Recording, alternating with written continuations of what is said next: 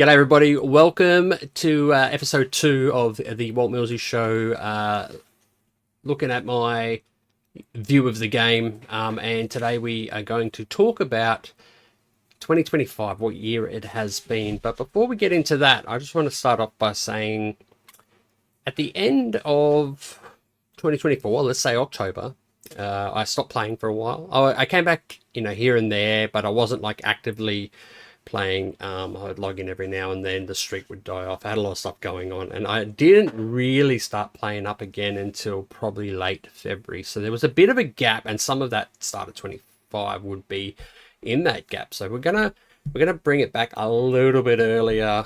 Look at from October 24, just quickly in terms of like my personal journey and my account. So we're gonna go through on the website, and we're going to have a look at just quickly, the blogs as key sort of tracking points. I did this earlier, and it's funny.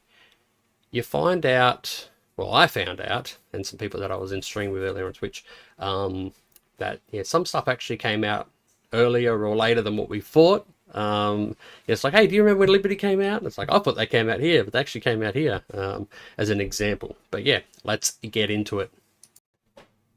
Okay, so like I said, we're going to have a look at 2024. So this was roughly when I stopped playing. So for me, when I returned, and this is going to be relevant for some future videos and new players and returning player talks that we're going to have.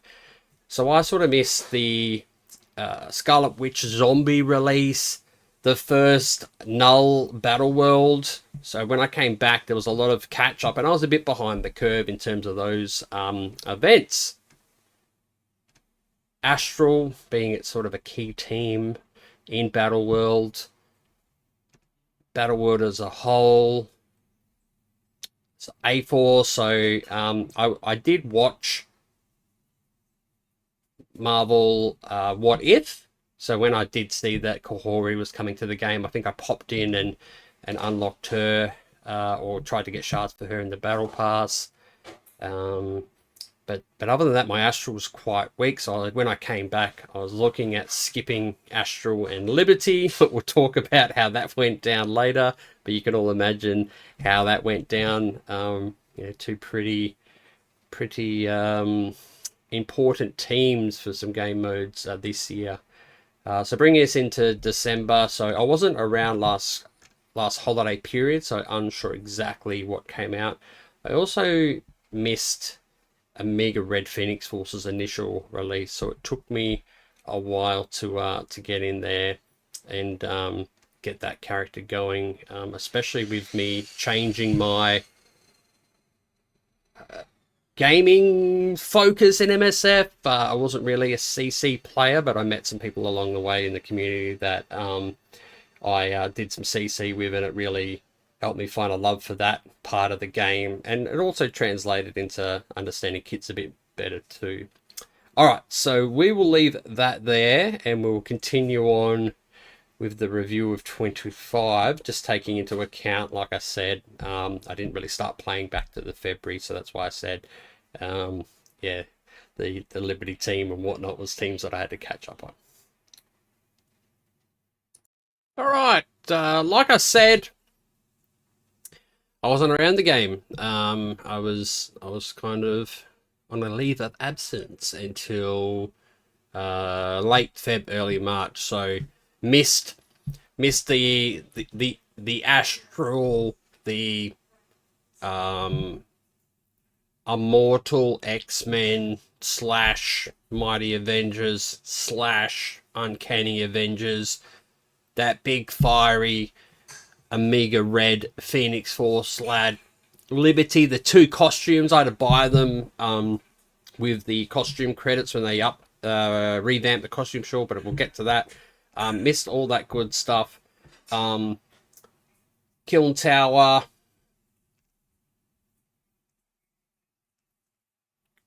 What have we got? Cosmic Crucible matchmaking.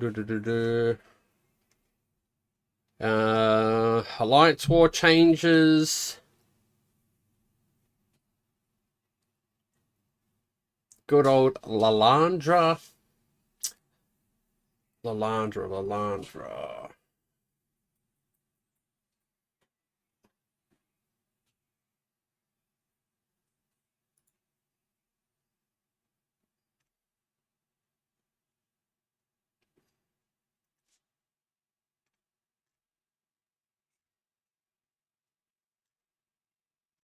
All right, so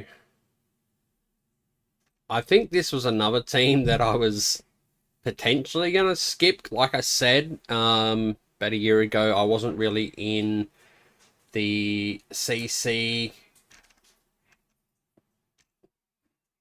scene. Um, I was more war raid focused with my alliance. But I have got a bit of a love for the CC. So now I'm seen to playing them all. So when I returned, thrown straight into the Star Jammer events, and also playing like severe catch up. All right. Looking back at 2025, one of the biggest additions to Marvel Strike Force was the Twitch drops that came out during the 7th anniversary, and it was a pretty good month. There was a lot of free stuff. So this is the blog. I don't believe it was the blog actually. It was a post back in March the 2nd, talking about how Twitch drops were going to work, how to link your account and whatnot. Twitch drops have continued every week. They have reduced in what was provided, but still, and any MSF streamer in the category, we will be able to you'll be able to watch to get those drops. And I am very excited to see what comes next year in the terms of drops. But yeah, Twitch drops was definitely probably the best thing that was added to the game in 2025, in my opinion. What are your thoughts? Okay, after the 7th anniversary, all that great stuff that we got tied in with Twitch drops, the next, what a culmination of, but yeah, the next big thing was Xavier, starting off that, or well, rounding off, completing the Professor X saga. Very exciting time. Personally, because I was sort of like returning to the game, this wasn't something that I pushed as a spender. I was still, my roster was in shambles. I was gonna skip Liberty, but turns out they were your go-to team for the global node, I believe. So had to change that details, and we're in the game of farming those elusive gear tier 20s, which was quite tough. But what helped us with that was moving into the next saga, and that was Annihilus, come April. And what Annihilus brought with the chapter stores was pretty good, but we'll get to that in a second. Obviously, another big change that happened this year was Overpower. Yet again, that was something that, like any change, people are going to be skeptical at the start. My 2 cents on it. Yes, I know Overpower has a place in CC and whatnot, but it's nothing that like ruins my day. I go in, I go, okay, they're OP 11, I'm OP 10 when I'm doing Crucible, and you're aware of it, but it's not a big crazy thing that I think some people thought it was going to be at the start. It doesn't. It's something that I don't that doesn't disrupt my day to day. If you feel differently, I'd love to hear it. We can chat about it. But yeah, that was definitely a notable change to the game in 2025. And yeah, bringing us to the next one that I want to cover is the Age of Annihilus. I feel the Age of Annihilus was huge, very different. We saw with the Lalandra release that they were going to do a new way of getting these legendary characters, and we were going to get them, for free, basically, which sounded really good. Having those chapters. was a new way to get characters. I've been around on and off a long time, and going from unlocking characters via Blitz, to via milestones, all openings, all that crazy stuff. I thought this was a really good way to do it. You just play the game and you get a character. You're rewarded for your time. And if you want to get them a bit earlier, they introduce ways to do that in terms of spending, where you could access them a bit sooner by getting those extra milestones, extra stages. All right, so that was sort of the next big one. So with that was the change of the currency. All right, we all remember this big change in 2025. The changes of currency, the merging and whatnot, and I think initially it worked in a favor for a lot of people, especially people who've been playing this game for a long time and were able to take advantage of the blitz orbs, and they were able to get a lot of gold out of that blitz orbs and fund a lot of gold. Obviously, as we are here now, there's no longer those blitz orbs that we can buy, but there is still stuff to use that currency more for your, I guess, your returning and newer players. As an end game player, very limited into what I spend those shop credits on, mainly war related stuff, and whether War 2.0 changes what's available in terms of those war refreshes in your extra attack currency and your currency to apply those defensive boosts, whether that's going to be still the same stuff for War 2.0, or if it's going to be something else that you can purchase with that. We'll have to wait and see. When looking back at 2025, this article really stood out so this was July 1st, really stood out to me as a key point of 2025. It was sort of a plug to get returning players. As you can read, welcome back to a whole new Marvel Strike Force. Now's a great time to jump back in. It was really trying to say, hey, this is what we've done. Time to jump back in. And I think we did see over the years some older players returning, which was good to see. Some stayed, some left again. But yeah, like I said before, the free legendary characters, I think that was a really good point. Ways to get them. Simplified events and clear progression. Obviously, everyone's going to be have their different viewpoint on that. Potentially divided. Chapter source, simpler and more rewarding. I think the chapter source were great.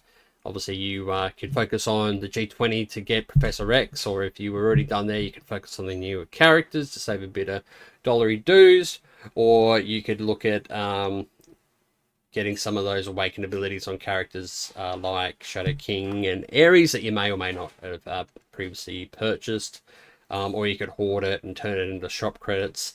There was it was like a sort of play your way style. You weren't locked into one thing over the other. I know a lot of people say don't touch the new characters, where some people love to get those characters a bit early. Depending on where you're at in the game, play your account. Do what you got to do. New danger room. So yeah, I think the danger rooms are really good this year, especially as a streamer. Giving you more content. But like anything, it does sort of, the honeymoon period, that new car smell does dissipate, but it's still a really good game mode that I enjoy. It's been tweaked a bit. I think the leaderboards are something that people really love. I'd like to see, maybe a modified leaderboard for the second run of the danger room. But then I understand that for people who don't want to keep doing the content, the leaderboard then makes them do something they don't want to do. So it is a balance. But even if it was a leaderboard, just for stuff that you didn't really need, but then you may have the argument of, it's not very good rewards in here. But I think if you state the reason why you don't have leaderboards in the second one, because I'm just surmising what I feel, and then say why you're going to add one. And a lot of people talk about a balance, having that healthy balance, and I think with having a healthy balance is communication. Communication's key on why you're doing stuff, why you're changing stuff. There was a quick bit in here about the Alliance War revamp, and yeah, that Alliance War 2.0 is still coming. It was meant to be Q3, Q4 this year, but it has been pushed to 2026. Very excited for that next year. And during this time, I've just missed where it was. I did read somewhere, but yeah, there was basically just going through promo codes, so a lot more promo codes, a lot of stuff on the official Discords. Each week a new character. There's a giveaway on their Discord to get have a chance of winning 10 shards for that newer character, and I think 10 people have a chance of winning that. I've yet to be lucky to win that, but if you have one, throw your name down in the comments. I'd love to see that. But yeah, the command center, a lot more sort of rewards for just logging in and playing the game. I think it's been really, really good. And like I said, the Twitch drops, I've really enjoyed that this year. And the way with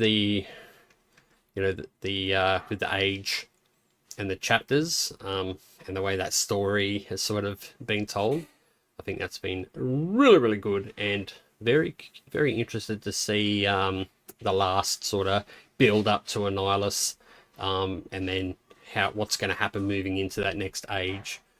So yeah, I'm very excited for sort of that March-April period. Okay, this year we saw the merge of your Discord servers into chat. I know with some of my alliances this isn't utilized. A few people have different thoughts on this, but this is obviously something that allows more communication within the game. Some people, in terms of managing alliances, probably share the frustration. The term herding cats has been used by Miss Hyde, one of the Twitch content creators for MSF. So yeah, as an alliance leader, alliance captain, sometimes trying to get everyone on the same page is difficult. Not everyone uses Discord, and having an ability to merge the Discord into the game, so someone can just look at the game and get the Discord messages, I think is definitely a valuable addition. But I'd love to hear your thoughts in the comments below on what you thought about the Discord addition to MSF this year. Alrighty, let's recap. Well, not recap. Let's continue our recap of 25. So from the Discord, I guess the key points for 2025. Well, for me personally, was obviously Blue Marvel. Blue Marvel being a big event. I actually spent a lot in this game, unlocked Blue Marvel fairly quickly. I decided to spoil myself and get ahead of that curb, and get all those red stars for Blue Marvel. Pretty happy. It was more because I had the FOMO from Professor X. Obviously, hindsight, I'd probably rather Professor X maxed out, but it is what it is. Also, the Battle World 2 coming in with the good old Sentry. I have not got Sentry yet. Next Battle World run, I'll be able to get the Sentry. But yeah, Blue Marvel Sentry, big additions 2025.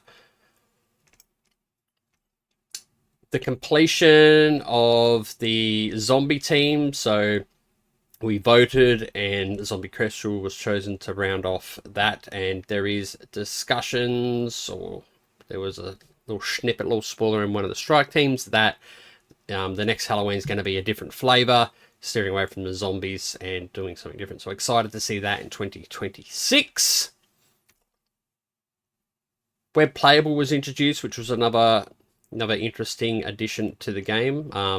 I think that it was pretty good. I have played it. Obviously, there's still some tweaks. It was gradually rolled out. There's some game modes where it sort of shuts down, which is not very good for like War and CC.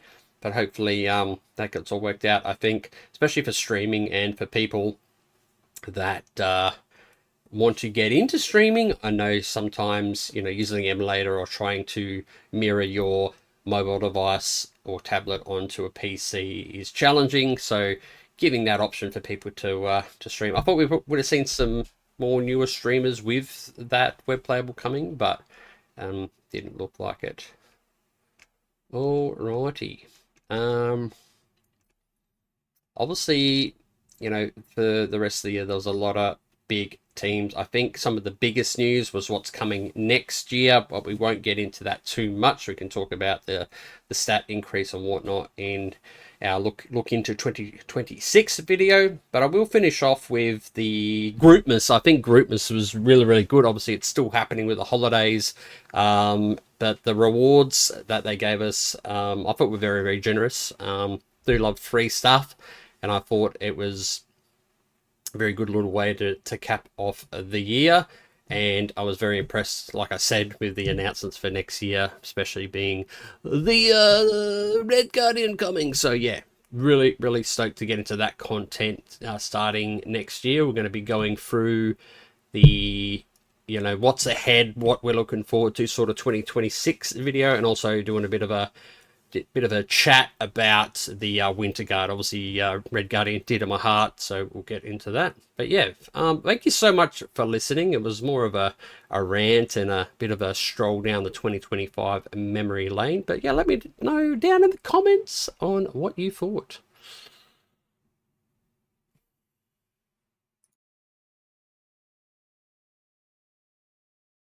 Hello, welcome to Walt Guardian Special Tip. Walt Guardian, tip number 2. If you like free stuff, you go in-game every day, marvelstrikeforce.com. You go store. It load. You go to free claim tab. It has free goodies for you. What you notice with the free goodies, today we have the Cosmic Raid free claim. So every 2 days you get orb to open. Great Britain champion. He like me, but from UK and no beard, so he not as good. If you get 5 shots every day. Immovable monster. This one you start at getting Mr. Negative, and then it changes to the Black Knight. I fought him once. He's not very good with sword. And then you get Juggernaut. I have not fought this guy. I fought the big red guy. With the helmet with the arm attached. So yeah, free claim, get free stuff, especially on US Fridays, extra goodies. Also, just a little bonus tip number 2.5. Check the chain offers. Sometimes they're a little sneaky free box in the first slot. Otherwise, you got to pay, then get free. But sometimes a little cheeky free in the front. I am Walt Guardian, and I approve of this message.